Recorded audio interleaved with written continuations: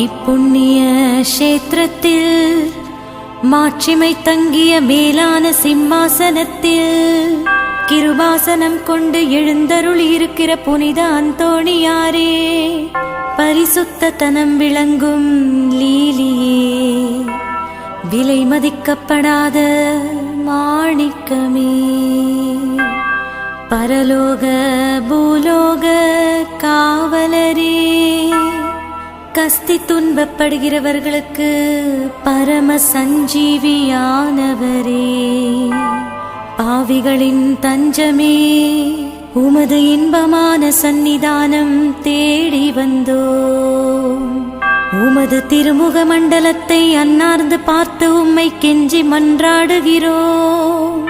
மகா சிரவணம் பொருந்திய புனித அந்தோணியாரே, சூரத்தனம் உள்ள மெய்ப்பரே,